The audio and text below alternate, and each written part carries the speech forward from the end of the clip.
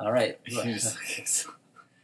Okay, I am here with Derek and Cassie, and we have just watched Persona 1966, Ingmar Bergman, and let me just get your first general thoughts about it. Just quick general, first initial responses, starting with Cassie. Oh, God. I'm not prepared for this. First initial response, let's see. Wow, the filming was incredible. Like, every single shot with him is a photograph, which is really amazing. It's like, movies that were made in the 20s and 30s. Everything is so important.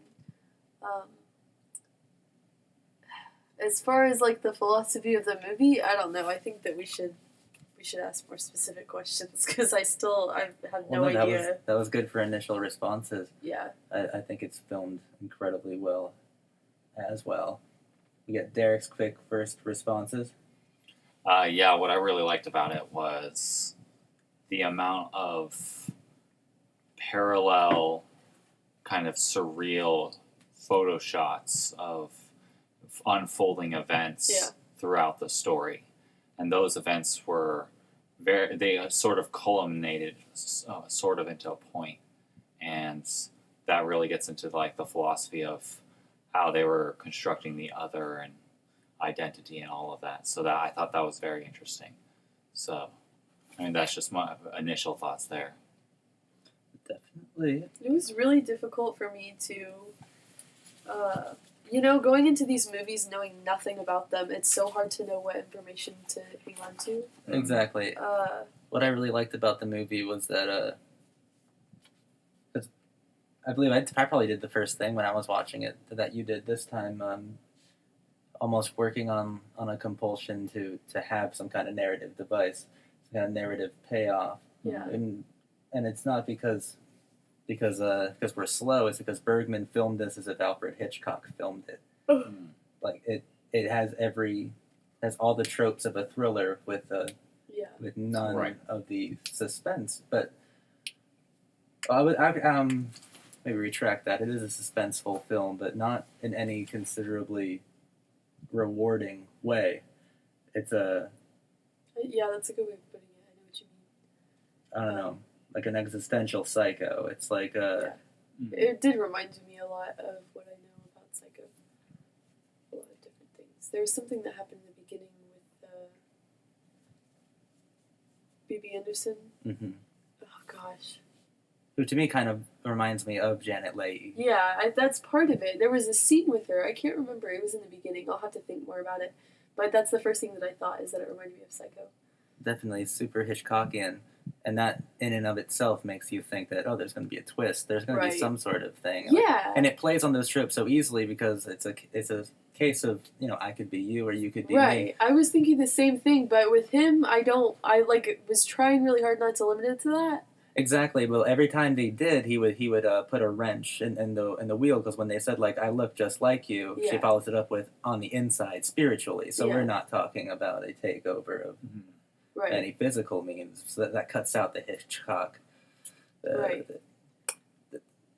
what we would normally expect to happen at that point. It's still shot as if it's going to happen, and maybe it does on like an existential level. I keep saying it's existential because when I first watched it, I liked to view Elizabeth as Alma's existential other manifest. We were sort of talking about that outside, or started to at least. Like you mentioned dissociation. But yeah, keep going. That's really interesting. Oh no, it's your turn. I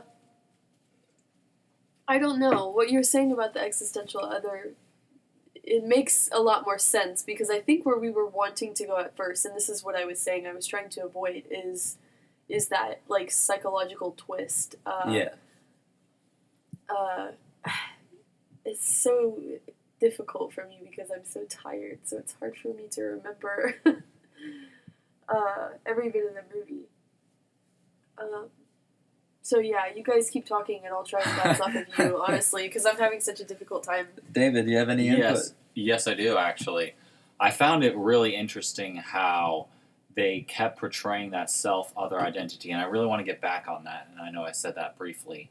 I noticed that a lot of Jungian psychology was actually developed before that movie was even made, and so much so that there's enough gap. I think Carl Jung's most famous, most pivotal work was 1906, and then again in 1912. And so he developed his psychology and the unconsciousness in 1912. So then, that had 50 years to develop that kind of train of thought, and then that historical reference is probably, is there, I guess my question here is that related to this movie, Persona? Because I do feel a lot, like just intuitively, a lot of connection there. I actually don't know if Bergman was a Jungian. I wouldn't say he would be a Jungian, but he's aware of the current psychological thoughts. Like, did he incorporate that in his movies? Yeah.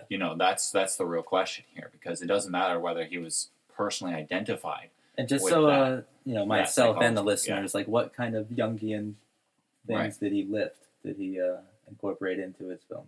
Yeah, I guess that's the ultimate question. I don't know. What? I mean, like, what made you think about that? What inspired you to bring up Jung? This is really interesting. Is at the point in the middle of the movie where where Sister Alma, or actually towards the end, right, where Sister Alma and Elizabeth are both like kind of like their faces are literally overcasting, something like that. Mm-hmm. That kind of surreal, wild moment. It's just wow. That's a picture by itself. You know what I mean? Mm-hmm. And the reason why I bring that up is because that's actually incorporated into Jungian psychology's idea of individuation. So individuation is where you disassociate yourself with your identity, and then you start to associate yourself with other people's identity, and you get to that point where you can see both their perspective and your own, and it kind of meets in the middle. All right. So that's a psychological really process, right? And I feel I thought of something like that vaguely. I was trying to figure out where this movie was going the whole time, and I had so many different ideas. Like, one of the things was about how much time Sister Alma is spending with Elizabeth, who doesn't speak at all, and she does all of the talking and all of the emotional. What's the word that I'm looking for? I don't want to say outpouring. There's another word, but you know what I mean. Like, she's the one who has all the emotional energy in the situation. She's the one who's exposing herself and being vulnerable and so on and so forth. And it was interesting to me. I started to think about other things later on in the movie, but at first, like, it was interesting to me that she was sort of like it made sense that she was being studied somehow, because she's, I don't know, like, certain things were being triggered out of her, and she was projecting onto it's strange, I don't know. What you were saying just reminded me of that. Blaming her for certain things, and blaming her for acting a certain way, or being proud, or so on and so forth. It was just interesting to me. Like, she was projecting her own ideas onto another person. Yeah. Yeah, that actually gets into individuation as a psychological process, at least from my somewhat learned background with that particular psychological framework. And what I found interesting with Persona, and how it seemed to just at that particular moment just kind of shined out. Like, I don't know, like, that's the thought, that's the feeling I got. So I would be very curious to see if there was an actual physical, empirical, really, like, link to this particular director and his knowledge of Jungian psychology. I couldn't provide you with one, and I don't think so.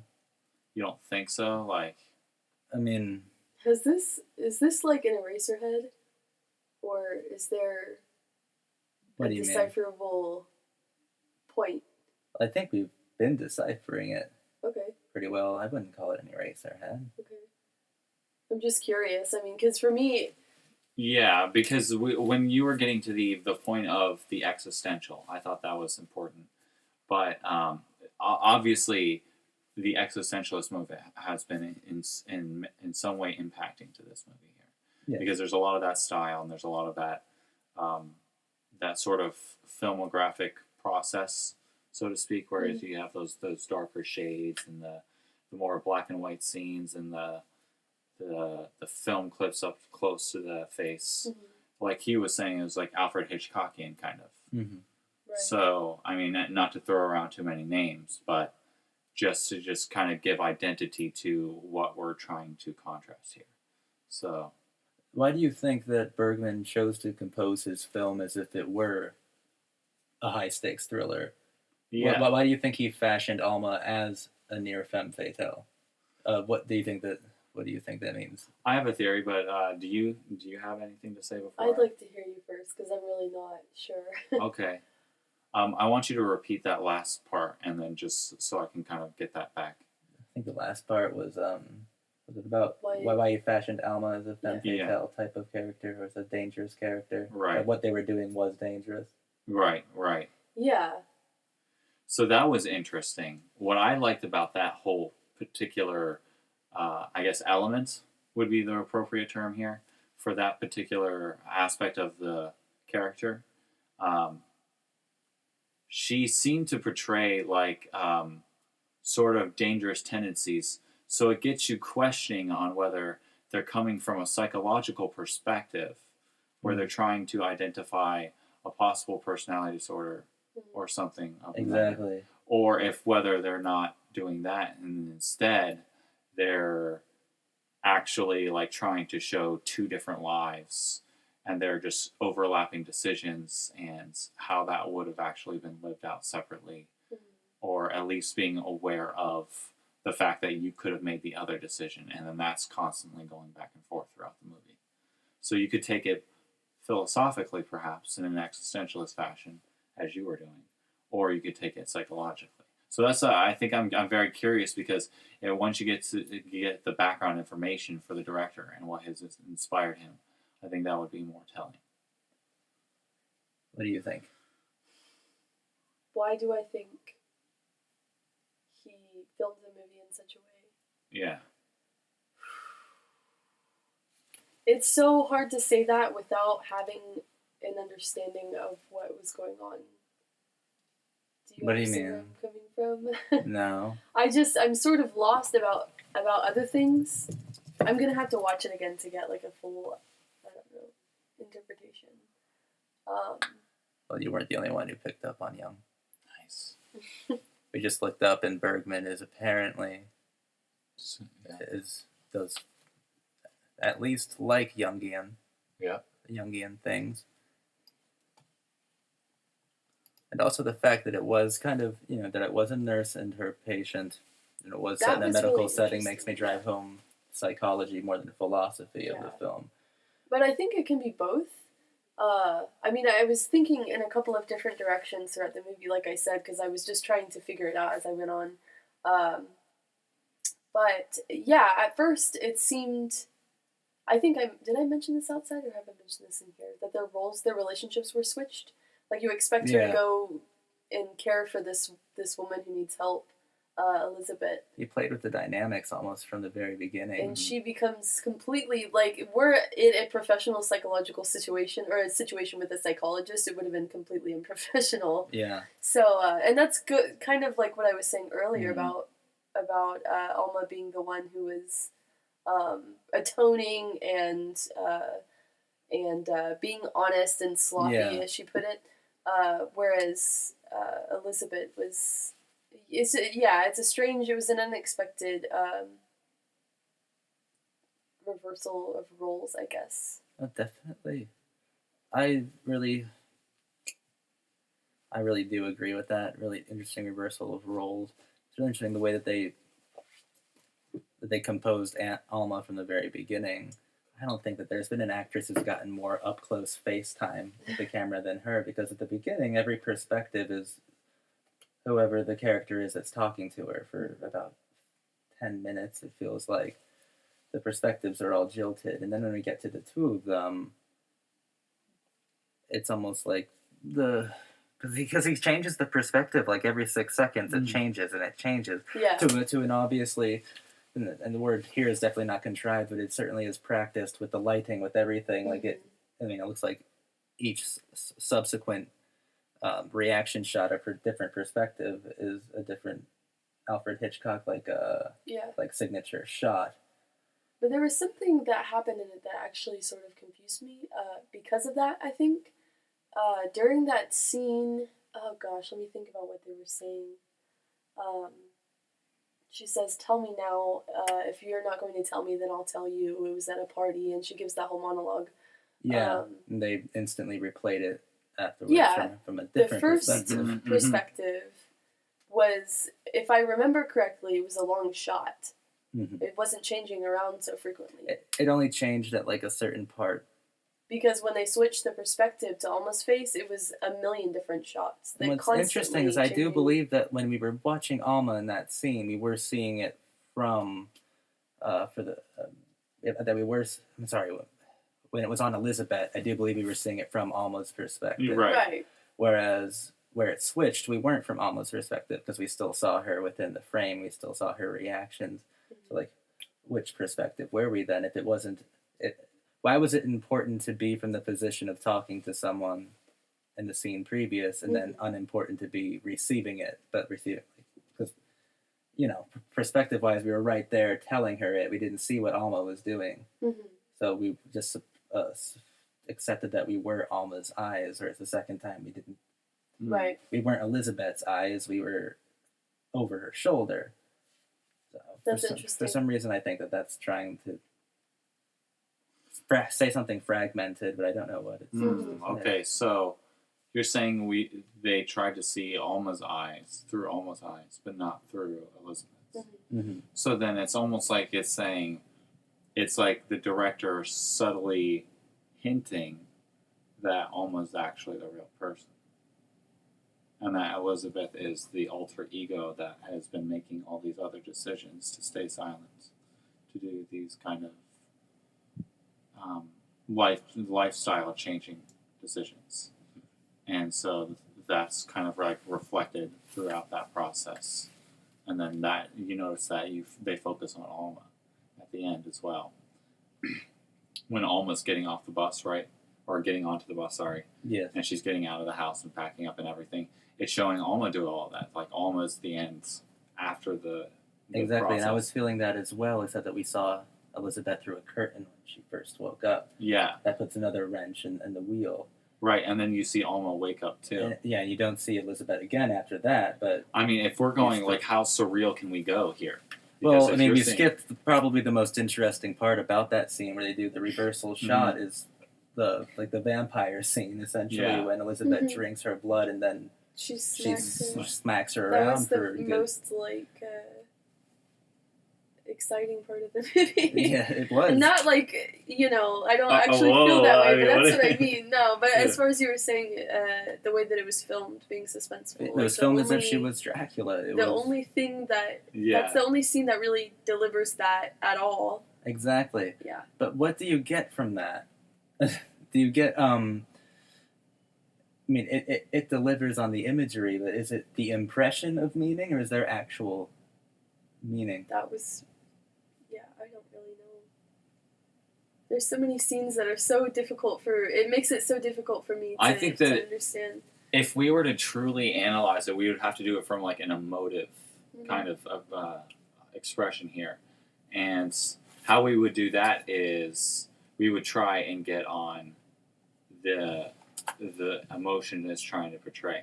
Because if you have a lot of great directors who know what they're doing or what emotion they're trying to convey. He obviously discussed kind of alienation kind of thing. Like, well, why would I would not do that, right? So he's trying to evoke that kind of feeling, I think, from that particular situation. And building off of that, you can sort of get an idea that in that individuation process, it's possible that Elizabeth was the one being alienated because Alma was the one being chosen. So it actually would complement my theory a little more, that it would be more Jungian psychology, because then that would just be incorporating the emotive appeal of that alienation and then separating Elizabeth even further in that regard. And I do quite like that. Yeah. Another way to go about it, is Bergman did have a lot of commentary about art, and he was one of the in the 60s, it was really, you were basically a big filmmaker if you're also a big film nerd, and he was a huge film lover and appreciator. So another interesting way to view the movie also, and some people I think have tried to view it this way, Elizabeth as representative of the film medium itself. People do like to view it that way. The film medium? Yes, the cinema. Elizabeth is the cinema. It's something that we emote or impose all of our feelings and emotions on, searching for empathy. Yeah, like a shell. Like a shell, but it's a dead art. It's a dead artifact. It refuses to speak back. So you're saying that putting emotive appeal onto a movie is actually false? Yes, because they're non-reflective, because they're already done. They're already made. You're built. The conversation that's being built with the film is one way, and you're building it. It won't talk back. Right. So then you have to eliminate the emotive appeal, is what you're saying? I'm not saying you have to do anything. I'm just saying that's one view of how to see the film, as Elizabeth is symbolic of the medium, and it does work in several areas. It fails in others, but it works in many. That actually gets me more leading into a different regard, a different aspect of it. Now, it couldn't say that this movie is in any way related to any of the deconstructionist movement, because that's actually the time period in which it started. So it's possible that I might get a little bit of a stretch here and say that it's this movie particular persona is going toward an absurdist sort of I don't know, serious, somber, would that be the right word? It's like a solemn kind of. I wouldn't disagree with it. Yeah. So bringing that point into perspective, what I'm seeing here is how the movie itself portrays these particular emotions for us to be evoked. So how my question is, how would that not be related, like, to the movie? Like, isn't that related? The actual feelings that you feel from this movie? Well, sure, but it's an evocative power and expression, not necessarily that one feeling is favored over the other.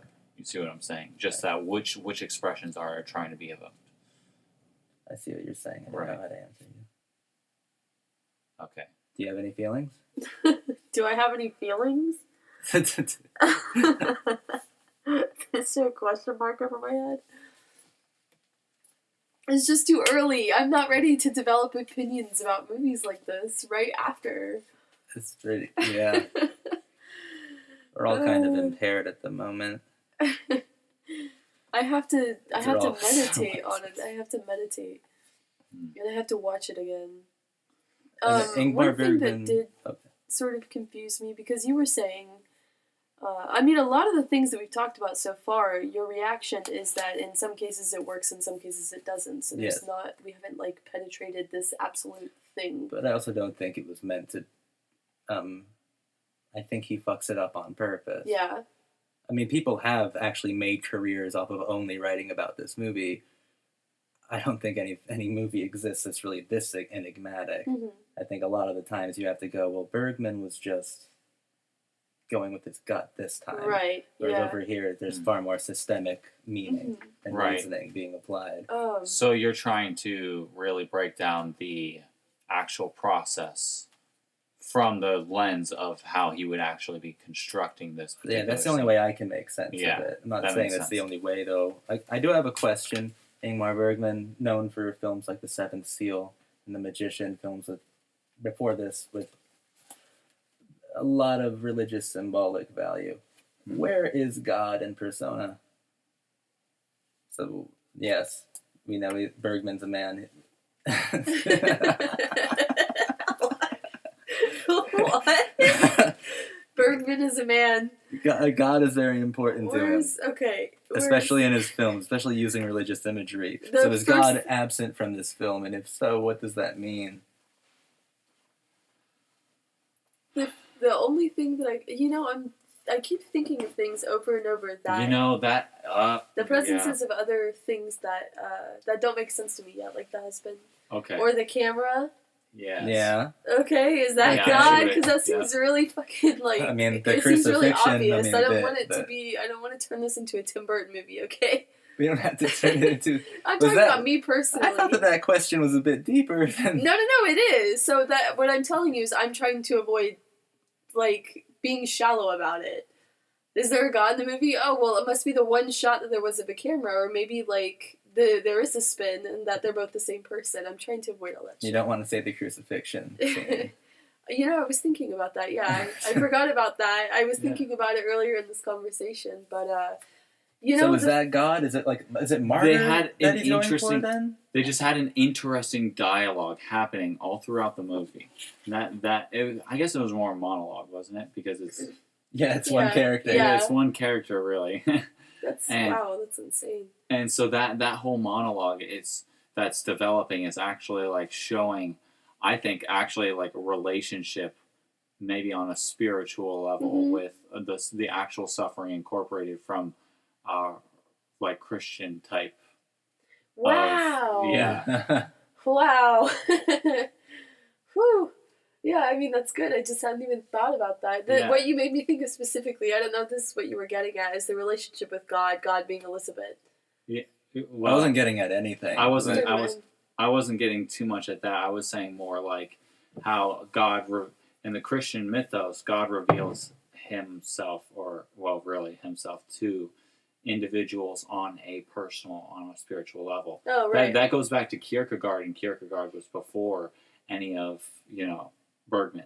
Mm-hmm. So he was in the late 1800s, right, 1890s. And he wrote about, poetically, the individual and then their relationship with God. And I think this becomes relevant here because it's obvious that Bergman was influenced in some way by this particular type of philosophical dynamic. Mm-hmm. And so what Kierkegaard talks about is how he asks a famous question. He's like, there's Don Juan and Mephistopheles, and there's these two characters. And he's like, so does God seduce people but one at a time or through 1,003? And it's 1,003, and it's like, it's such a weird number. It's like, why 1,003? Kierkegaard chose that number on purpose to be arbitrary, because he's just like, well, this Mephistopheles is like the kind of, I'm the big producer, I can shoot and I can talk and I can da-da-da-da-da. So he's the one who's speaking, and he's able to enrapture all of these crowds of 1,003 people. That's Mephistopheles. And then Don Juan is kind of like the personal messiah. Yeah. That kind of, and so that's the Christian message. But getting all of that in a big package, we have to bring that and we have to put it back into persona, and we have to see that you had the crucifixion scene, and then you also had the sort of like suffering dynamic that the Christian goes through, but then you also had that singular perspective all throughout. Mm-hmm. I thought that was very important. And so that would be more like the Kierkegaard Don Juan kind of story. Right, absolutely. So that kind of gets into that. So your thoughts? Yeah, Cassie, your thoughts? Just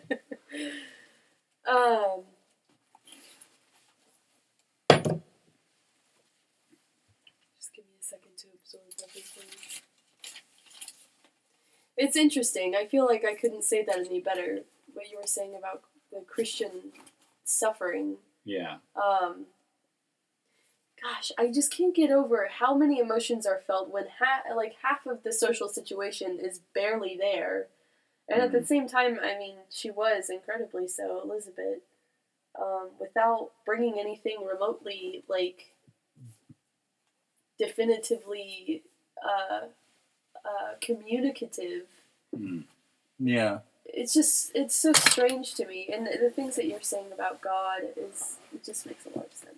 Be right back. Keep it recording, guys. Oh, God. Keep it going. I can't do it. Keep it I need going. help. Okay. We won't do it much longer. Okay. That's all good. So that's really interesting. I like to bounce off of that as well. And I noticed that you personally had a little bit of an evocative expression. You kind of like you were turned back by some of the scenes going throughout the movie, right? Turned back by Yeah, like you just how like some of it was just so kind of like appalling. Oh, like yeah. Absolutely at face Not very often, but yeah, sometimes. And it was especially uncomfortable during those scenes where she was like suffering melodramatically over something that I was having a difficult time understanding at all. Their relationship specifically, like when she throws herself onto the beach, right? Because she tells Elizabeth, you're not in my position because you're too proud. You can't be in my position because you can't stoop as low as me because you don't need to. It was such an odd scene to me because you see so little of her, not of Alma, but of Elizabeth. Like, you mean personality-wise, or right, or motives, but at the same time, there's this incredible intimacy. Yes, that's true. Which it's difficult for me to understand what to do with that because it's very, very intimate and very cold at the same time. Yeah.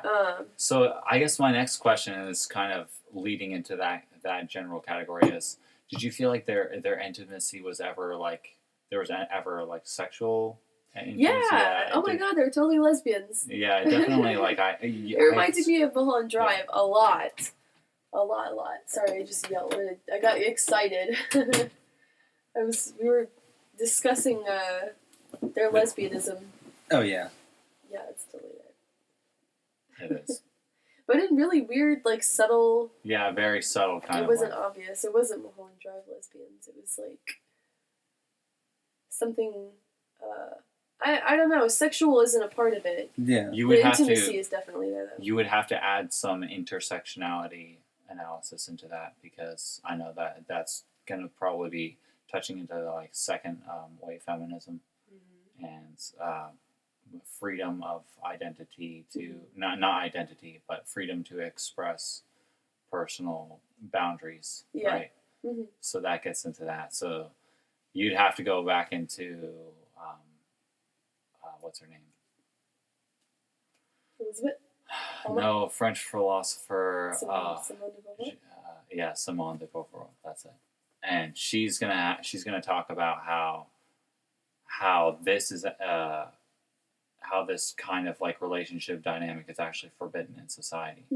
But you're only ever focused in the movie on the actual intimacy of the matter, and like you never see the shame incorporated, and it's specifically with their relationship. You never see that. But you do see. I don't know if I agree with that. But you do see that they have shame. Oh, okay. Throughout the movie, just not specifically to their lesbian relationship.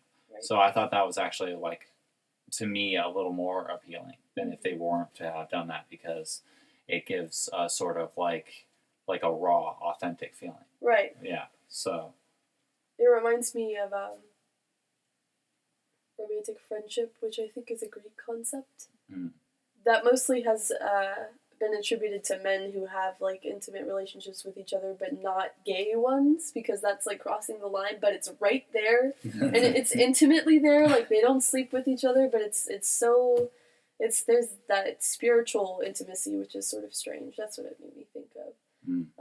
What else? There was something that you just said that gave me other thoughts, but I can't put my finger on it.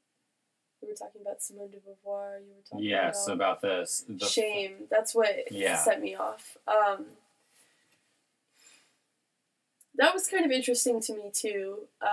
When you had mentioned the crucifixion, that's when it stood out to me the most. Is when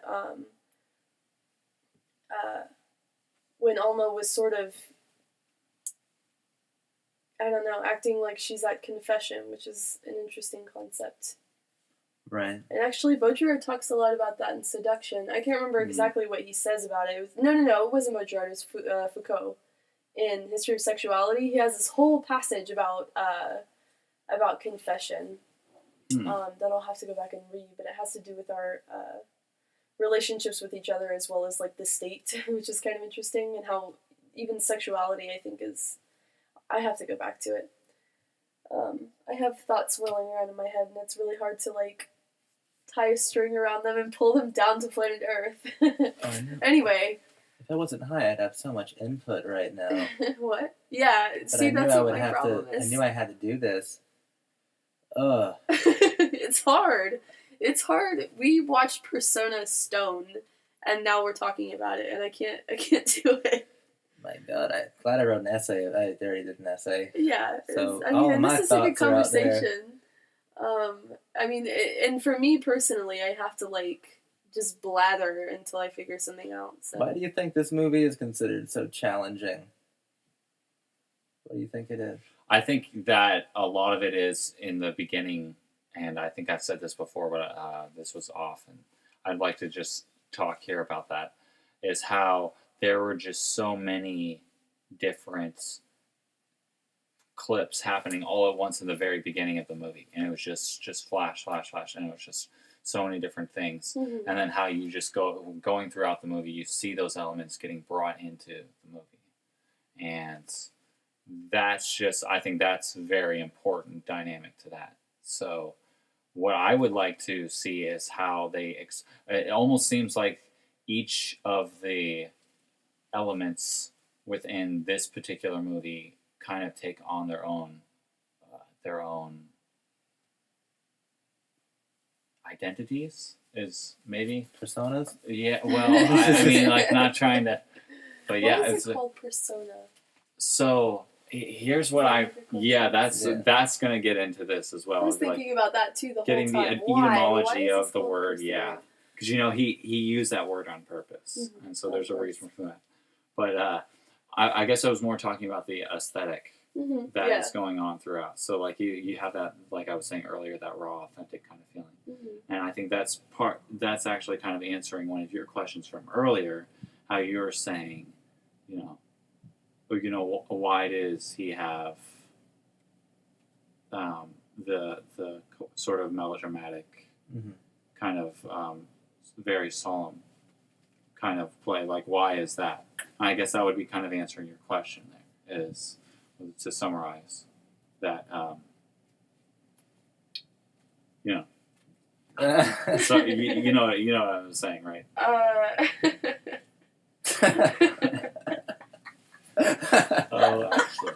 Summarize what he said. Sorry, I can't. Don't ask me to do that. I've tried so hard to stay down here. I'm just a little burnt. That's all. But continue. You were saying why it's suspenseful. Right. You should switch switch seats, and then he says the same exact thing that he just said, and we'd have that persona scene right now. Oh, fuck. Then you have to get up and slap him a bunch of times. I was trying to hang on to what you were saying before that, and I was waiting for you to explain it again. Yeah. We were really looking forward to that summary that you failed to supply us with. No, yeah. I just lost my train of thought because I was already moving on. So I apologize about that. No, I'm sorry. No, it's okay. So to get that summary back is just, it was really interesting how they sort of incorporated all of those elements, the aesthetic element, and that they were purposefully trying to do a sort of solemn Alfred Hitchcockian kind of movie, the film adaptation, yes, for lack of better words. And so that actually kind of gave it its own unique perspective, or a unique element to the movie itself. It gave it sort of like, I guess, a phenomenological kind of, does that word make sense to you? Do you want me to define that? Yeah. So, like, phenomenologically speaking, I'm talking about how the actual ego experience, the consciousness experiences the reality that's being set in front of them. So all of those points get together and they kind of just like point to this.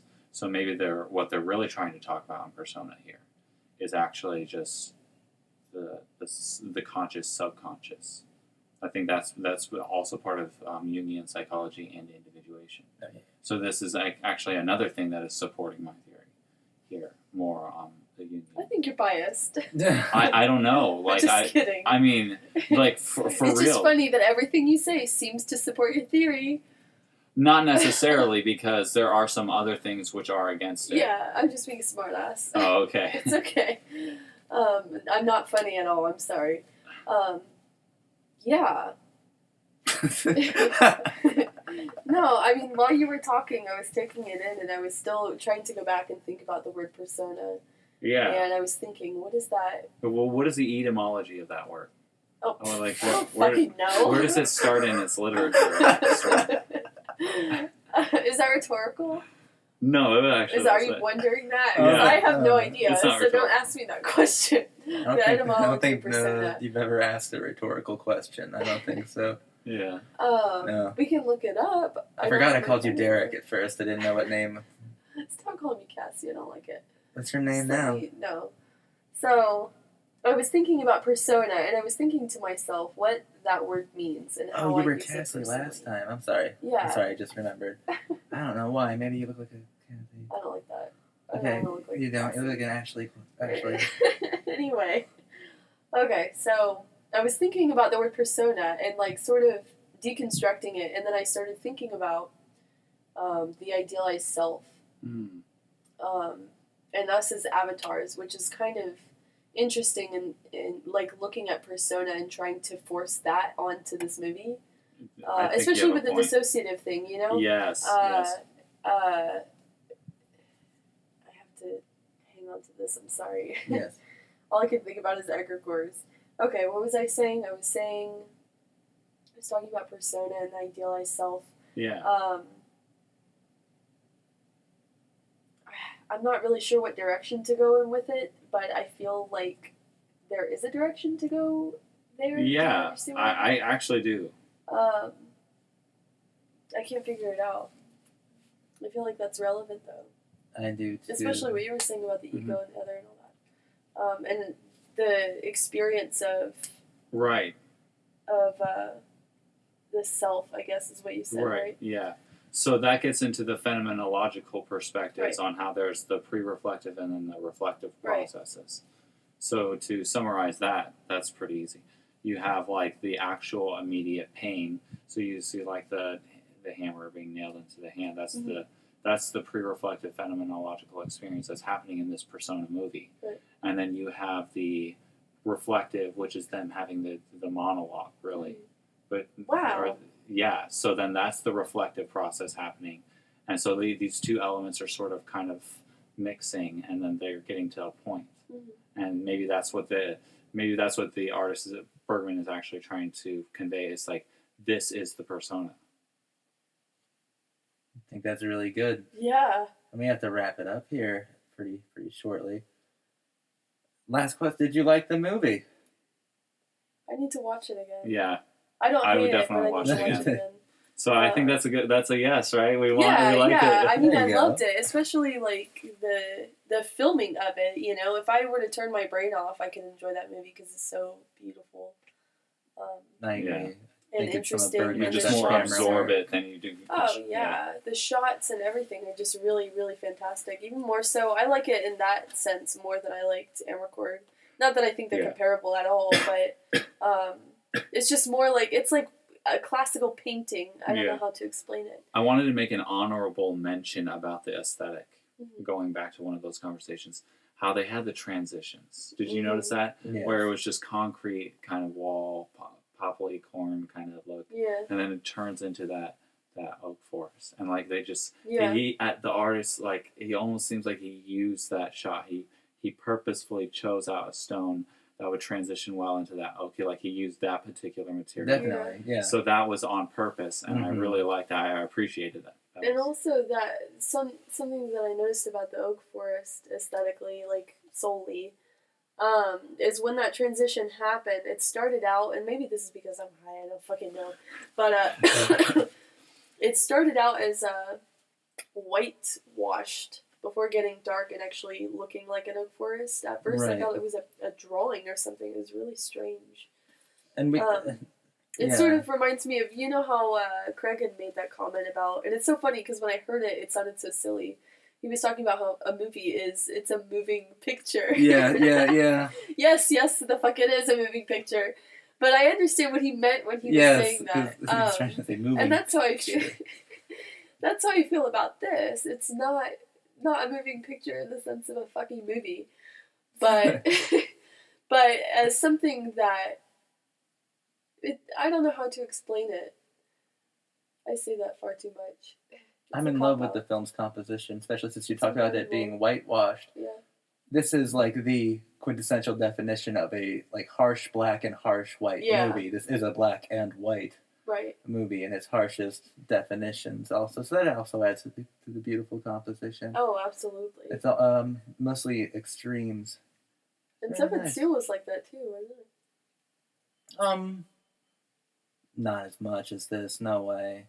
Not as much, but in the way that it was filmed, I mean, they definitely remind me of each other. Some of this persona, it might be the whole medical get-up, but it felt like a much more sterile film as well. Yeah, oh, that's a really good way of putting it, I think. Yeah. No, that makes perfect sense. Seventh Seal was a lot, like, darker. It wasn't high contrast. Definitely. It was also, I believe, exactly 6 years before this one. I believe really? Seventh Seal was 56. Yeah. Okay. That's 10 years. 10 years. Damn it. Yeah, it was 66. I meant to say 10 years. It's Ugh. okay. I'm We're all fried. a little stoned right now. I messed up on my I function feel like, here. I feel bad because I feel like we could talk about this again and it would be a lot I feel like, more. yeah. So but I like why not do this? We could simply rewatch it again, and just yeah, and also kind of really absorbing it because I know you want to do that. Yeah, I really think that it deserves my time. Mm-hmm. But we already recorded this. Yeah, right, but then we can come back and revisit it, and then you can sort of kind of. We'll do a part 2. Yeah, I'll just delete this one whenever we get that one up there, so that they never. So they always thought we were like so on the ball. We'll start off immediately with individuation, obviously, right? No, I think that this is an important intro to our persona. Yeah, it's a good idea. Yeah, because something like that, you can't just deconstruct it in a 30-minute conversation. No. You do have to sort of break it down. And have you ever listened to one of my podcasts?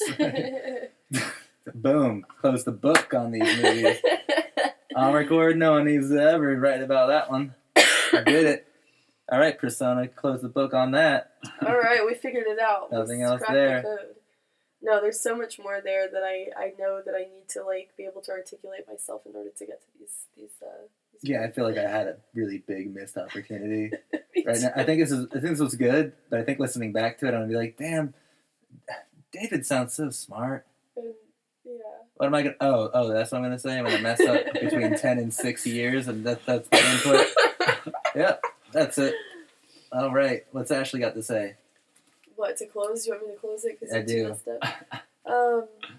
Okay, so we, this was sort of half-assed. I think we're all, like, frying our brain cells trying to come to, like, pretty simple conclusions. That smells Except nice. for David. Fried brain cells. Yeah, we're definitely going to have a part 2, during sobriety, hopefully. Mm-hmm. Maybe you'll even force Joey or the other one, Craig. Yeah, I think that's a good idea. Okay, I hope that this doesn't turn out as like completely stupid. Yeah. No, what I really liked about just like something me personally, just like a personal opinion that I kind of grabbed from the movie is how they had the stills of the faces, and it kind of like he put it just a few seconds extra. Yeah. Like a little longer than you would normally have a face. I do have to be pissed off with us that we didn't even talk about like the most famous part of the movie. This is part 1. Which is a little boy touching the translucent woman's face. I did sort of mention it. But just imagine that we did. This is it. We're done. Okay, part 2 next time. Goodbye. All right. Should have just done fascist week. I think.